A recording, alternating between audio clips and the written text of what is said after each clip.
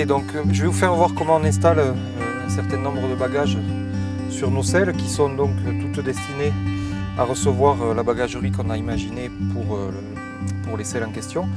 Et donc selon le besoin, vous allez voir qu'il peut être utilisé des bagages très légers ou un peu plus sophistiqués selon la nécessité de charger pour une journée, une heure ou plusieurs jours. Donc tout d'abord on va voir comment on installe ce qu'on a appelé la plage arrière, qui est un élément, qui est une plaque qui vient se fixer sur le porte-bagages de la selle, derrière le troussequin, et qui permet rapidement de se fixer et surtout de positionner dessus plusieurs éléments. Donc rapidement vous verrez que voilà, on la bloque. On a accès à un filet élastique comme ça qui va permettre de rentrer dessous différents articles, et surtout comme c'est un surplomb du dos du cheval et que ça ne se repose pas du tout dessus, la possibilité de mettre un charvin. Donc le charvin, c'est le porte-manteau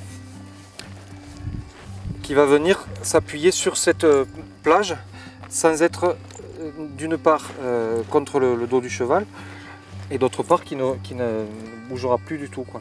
Donc pour ce faire, vous avez des lanières qui sont en double là sur le charvin, mais dont on n'a pas forcément besoin.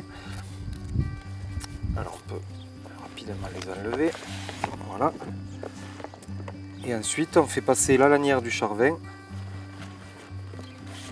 ici, et on va pouvoir bloquer l'ensemble.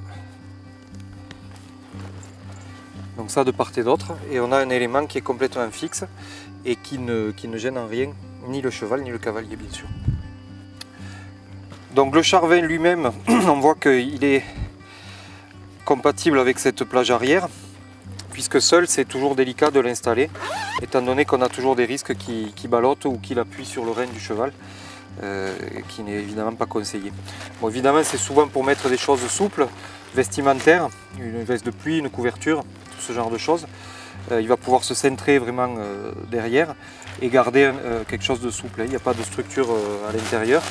Donc il est doublé avec une toile imperméable, en cuir souple. Là c'est la version chic.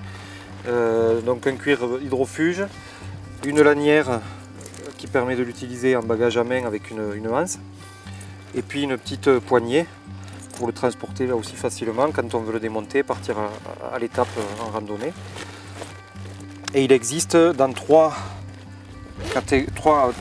formats, celui-ci étant l'intermédiaire, et ensuite on a quelque chose de plus compact.